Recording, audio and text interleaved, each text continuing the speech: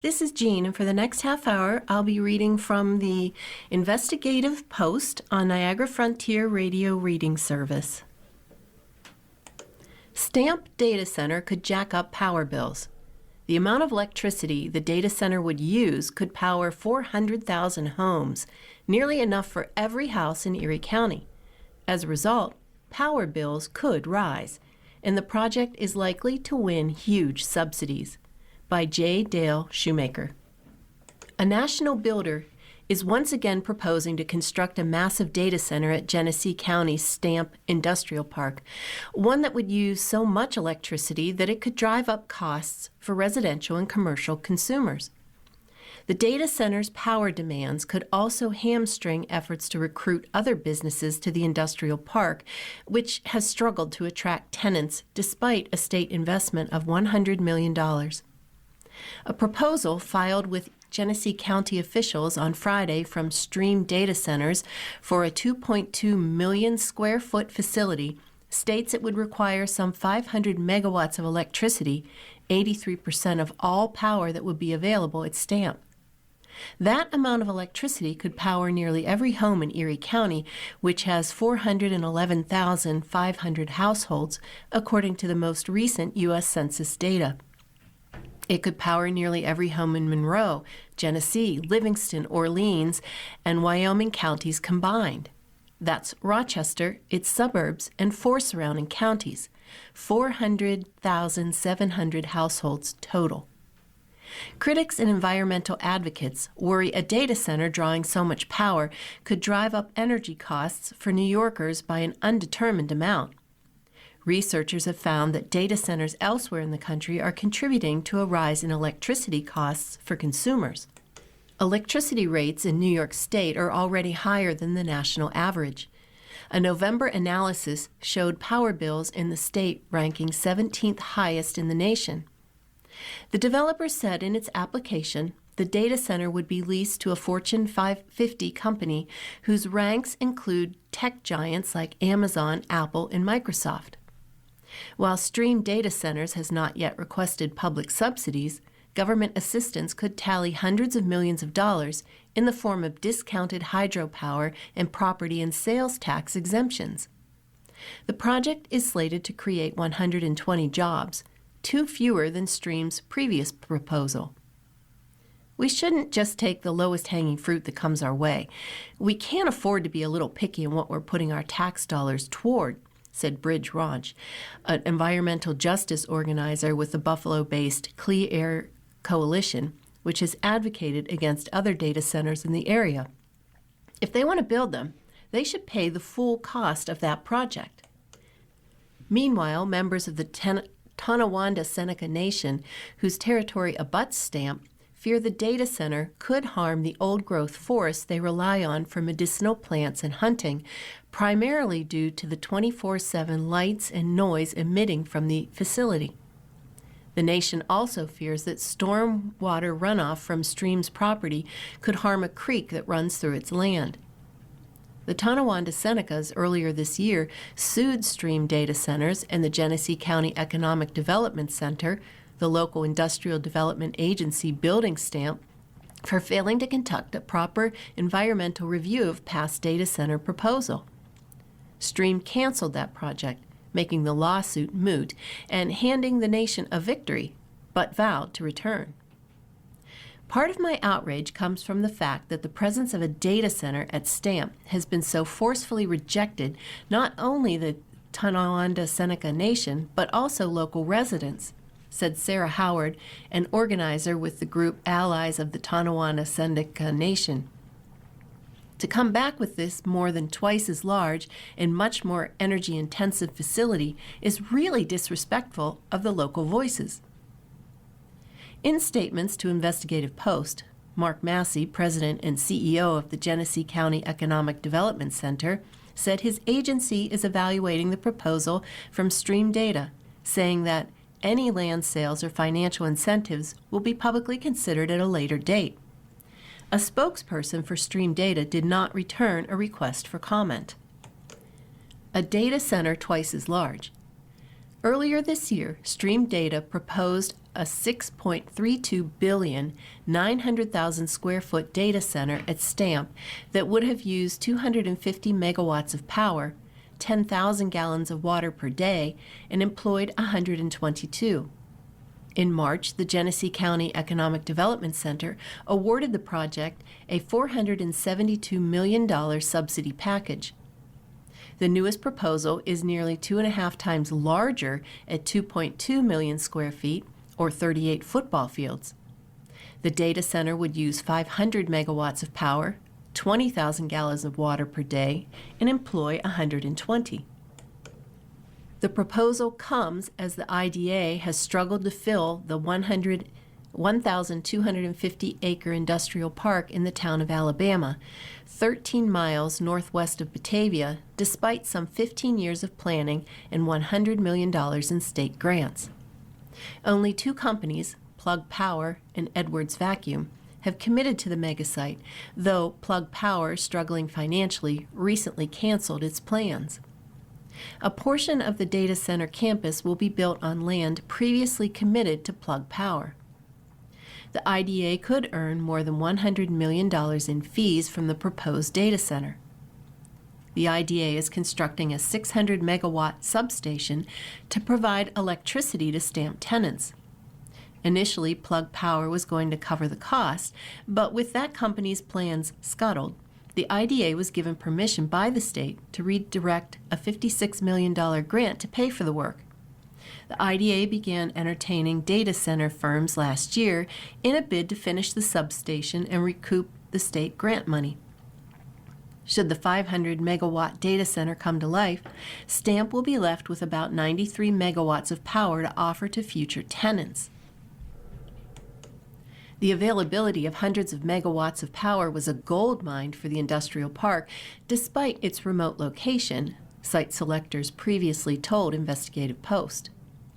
Massey of the IDA said in a statement that 93 megawatts was plenty to market to other firms. The agency, he said, will be able to continue to market low-cost power in our ongoing efforts to bring more companies to Stamp, he said. The data center is already facing vehement opposition from the Tonawanda Seneca Nation and the surrounding communities. Dozens spoke out against Stream's first proposal in February.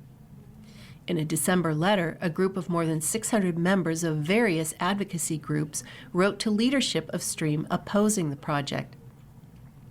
Data centers, Nation spokesperson Grandel Logan said, are noisy. That's the big thing. This one is larger. Animals are sensitive to it. We're sensitive to it as well. The land, he added, needs to be protected. It needs to be respected by people off territory as well. Electricity bills could rise. Electric grid experts told Investigative Post that a data center drawing 500 megawatts of power could raise electricity bills for both residential and commercial customers. For a sense of scale, 500 megawatts is about 1/5 of all energy generated by the Niagara Power Project in Lewiston, and it's slightly less than what the R.E. Ginna nuclear plant outside of Rochester generates.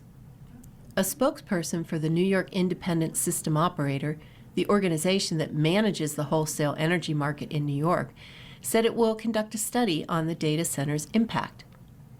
In an October blog post, NYISO pointed to a dwindling supply and increased demand as one factor driving up electric bills in the state. In recent reports, the organization has stated that New York's demand for electricity will come close to the available supply within 5 years, likely resulting in higher prices for consumers. As older fossil-fueled plants retire and new energy projects struggle to come online fast enough, the grid is experiencing a narrowing margin between available and required resources, the organization noted, highlighting that the grid has lost about 2,000 megawatts in capacity in recent years. The data center would drive up the demand in the whole state. That might trigger more generators getting built or trigger more expensive generators getting turned on to meet the peak demand, said Jessica Azule, the executive director for the Alliance for a Green Economy. At Stamp, electricity would come from a 600 megawatt substation constructed by National Grid and owned by the IDA, Genesee County Economic Development Center. Both the new Bjork Power Authority and National Grid would feed power into the substation. Earl Wells III, a spokesperson for the Genesee County Economic Development Center, did not respond to a question about the data center driving up electricity costs.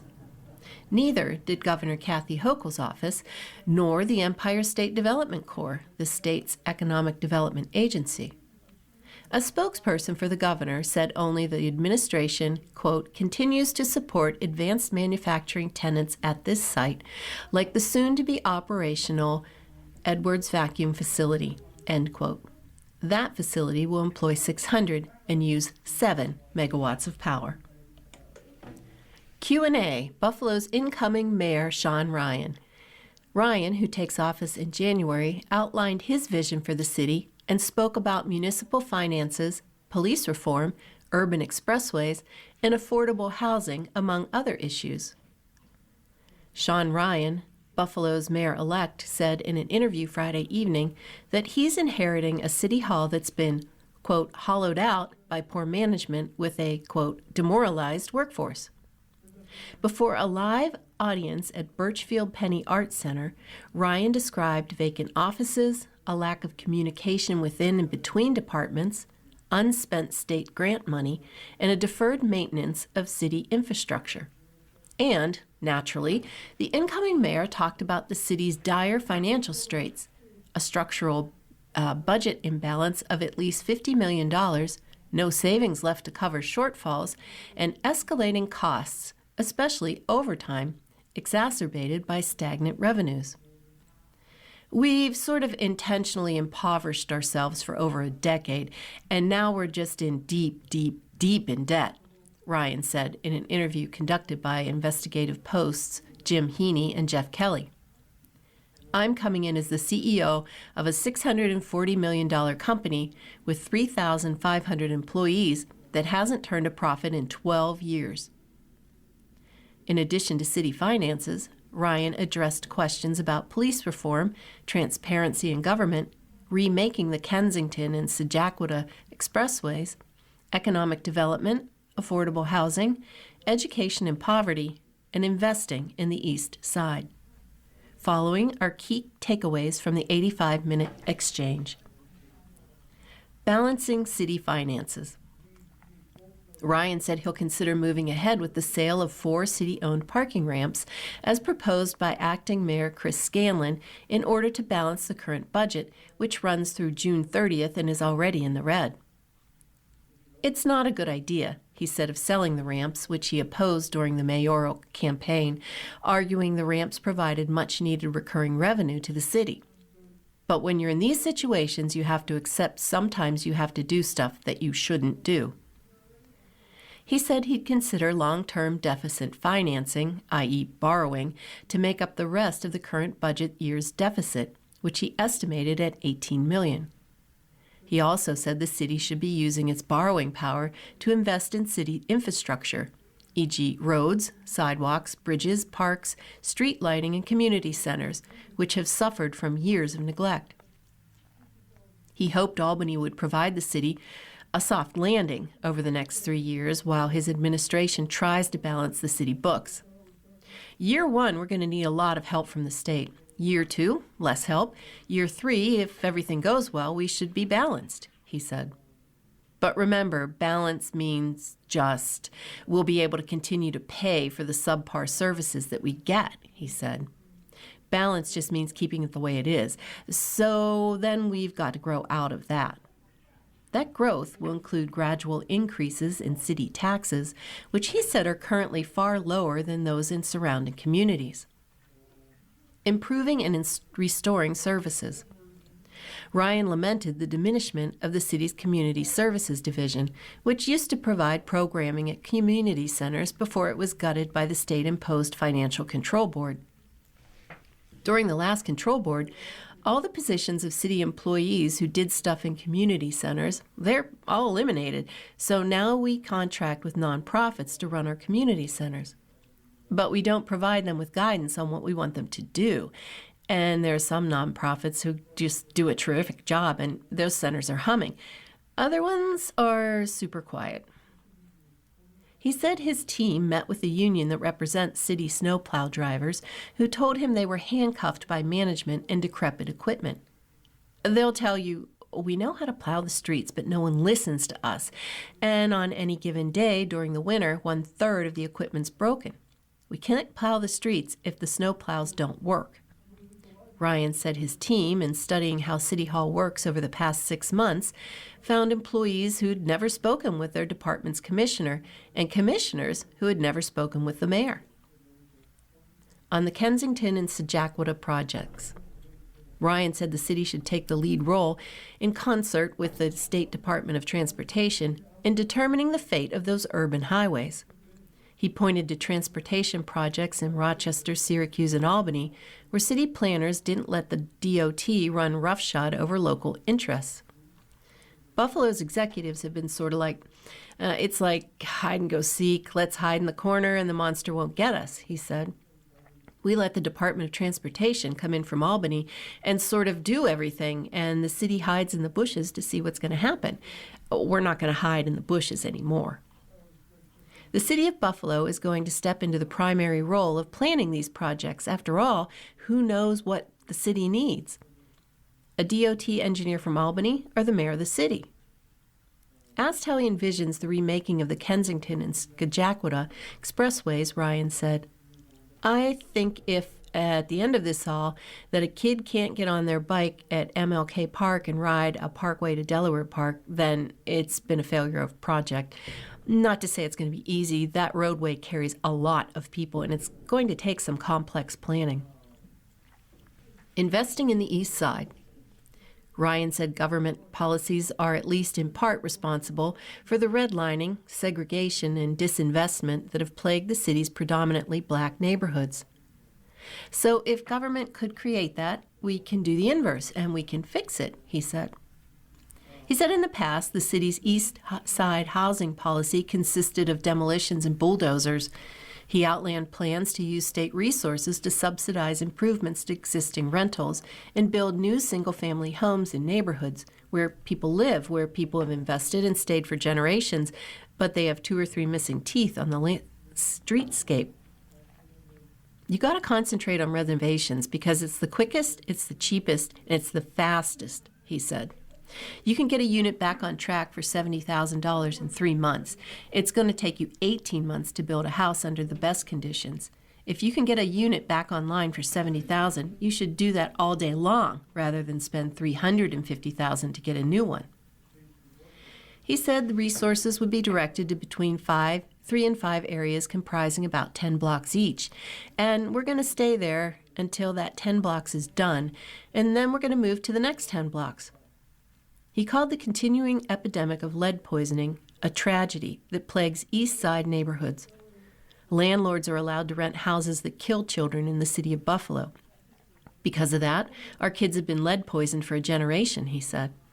It'll be on me to figure out a system to inspect rental units and help landlords remediate the chipped and peeling paint that accounted for most lead poisoning cases. We cannot have the success we want as a city if we allow the East Side to keep living in those conditions, he said. If those conditions don't change, we're never going to get better as a city. Revitalizing downtown. Ryan, who has been a critic of tax breaks and other subsidies for developers, said the key to revitalizing downtown was making it a fun, desirable place to be. He said Buffalo Place, the group that's supposed to be promoting downtown for their business improvement district, has been flat for years. We got rid of doing the big events like Thursday in the Square, he said. It brought so many people downtown, it kept them downtown. But I'll always just go back to what's the infrastructure, what's the conditions of the street on the block where Shays is, the central block of the theater district. There's 7 streetlights that don't work, so let's start with that, right? There's sidewalks cracked throughout the area, lots of vacant storefronts, but there's no effort to talk to those owners to say, all right, even if it's vacant, let's put a nice display in there. Let's put lights on during nighttime. Changing the police department culture.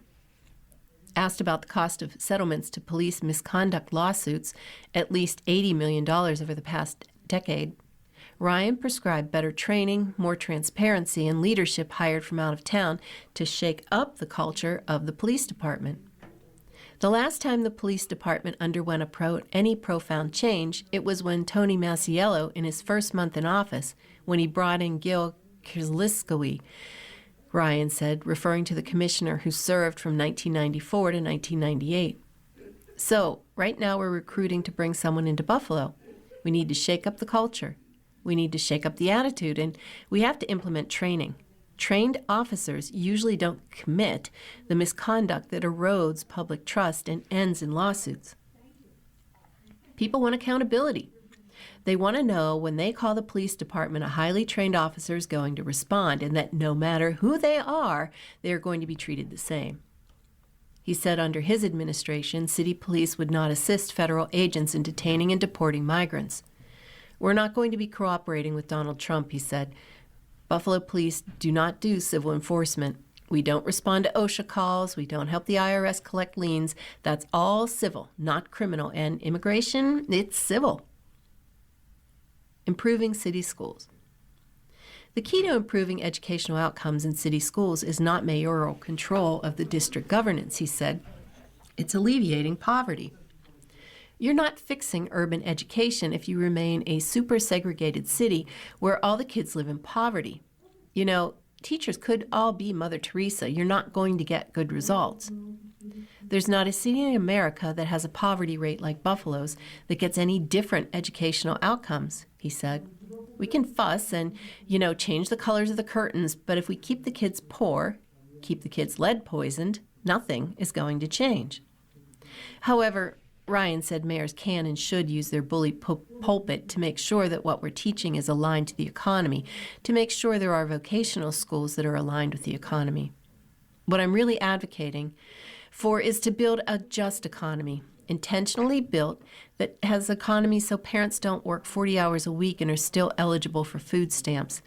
I mean, they're not getting paid enough for their effort and time. Buffalo's indifferent response to opioid overdoses. City Hall is sitting on most of the $6 million it's received to combat the epidemic that has killed more than 500 residents in the past 3 years. One frontline treatment provider says much of the spending so far screams of misappropriation.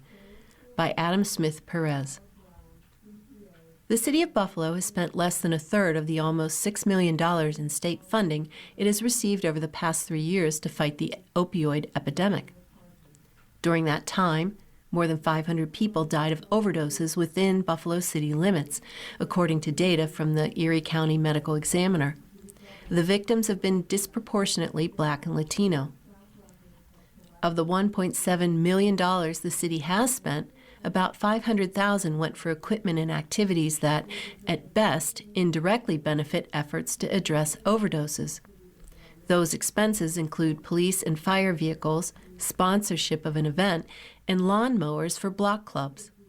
Another $500,000 went to a nonprofit that has yet to launch its promised program. Some in the treatment field criticize the city's use of settlement funds.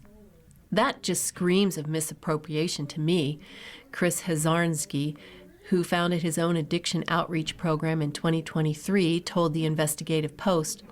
I don't think this is what it was designed for. Rashon Scott Williams founded an addiction outreach program called Western New York Mobile Apps in 2018. From her Jeep Renegade, she distributes the overdose reversal drug Naxalone to locations around the city, including delis, liquor stores, and auto shops, especially near her home in Riverside. She said supplies are usually gone within 2 or 3 days. She told Investigative Post that community organizations like hers could have put the money to good use if they had known the opportunity existed. My SUV is going to break down, Scott Williams said. We have received $0. Harzinski founded his nonprofit, Creative Restorations, in June 2023, the worst year of the overdose deaths, after he lost 2 friends in 24 hours. Harzinski started doing outreach 5 days a week in the city's hardest-hit neighborhoods, including the Broadway-Fillmore area. Now, for lack of money, that outreach is limited to 1 day a week. Harzinski says the lack of funding makes it harder for small agencies to make their mission a reality. He and Scott Williams said they didn't know the city controlled millions in opioid-fighting money, or that it had issued a request for proposals for programs in early 2024. The city did not promote that at all, Scott Williams said. Geraldine Ford, director of the city's Division of Urban Affairs, has overseen the funding since 2023. She said her office isn't equipped to handle a public health crisis. Unlike Erie County, the city has no social services or health departments. We are the city of Buffalo.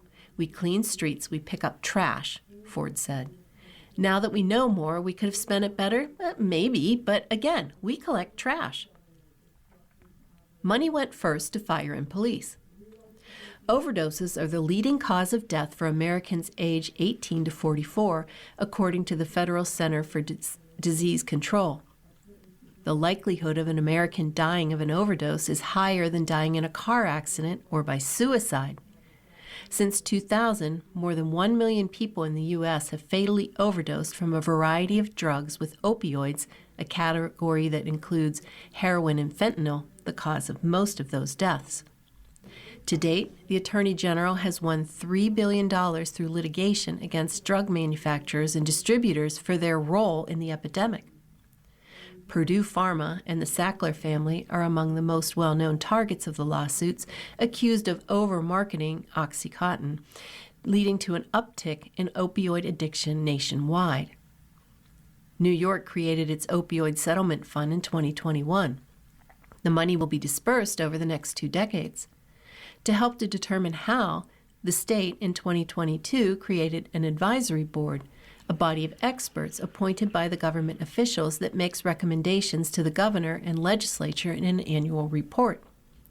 To date, more than $454 million has been distributed through the State Office of Addiction Services and Supports, according to a spokesperson for the agency. Tracy Gardner, one of the advisory board members, told Investigative Post that across the state, funding is not going to where the harm is happening. Buffalo has received $5.9 million from the Office of Addiction Services and Supports since 2023. The city has spent $1.7 million of that money. Under then-Mayor Byron Brown, the city awarded grants to 2 addiction service providers, Cazenovia Recovery and Save the Michaels of the World, 2 larger agencies. Cazenovia Recovery ultimately rejected awarded funding from the city in order to reapply for a larger grant the following year, a spokesperson told Investigative Post. The spokesperson said they are still waiting to hear if the application has been approved. Save the Michaels, flagged 2 years in a row by auditors for noncompliance with nonprofit law, has yet to develop a program it originally planned to open by winter 2023, according to its grant application. The $500,000 grant was supposed to pay for 5 workers and renovate an East Side building donated to the organization in 2022. Contractors working on the project told Investigative Post that the work has been delayed because of funding issues. Ford said the city might have awarded funding to smaller organizations if they had applied.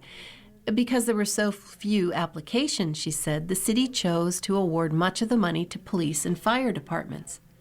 However, records indicate that the city officials decided to spend opioid money on the fire and police departments in July of 2023, 6 months before the city's RFP went out to providers in January of 2024. In a letter written on July 25, 2023, Ford and then Finance Commissioner Delano Dowell asked that the opioid settlement money be directed to police and fire purchases in fiscal years 2024 and 2025. The Buffalo Police Department and Fire Department will be using these funds to supplement and expand programs battling opioid use, Dowell and Ford wrote. Half a year later, community groups were asked to apply for the money. By the time the city put out the request for proposals, the fire department had already spent more than $430,000 in opioid settlement money on vehicles.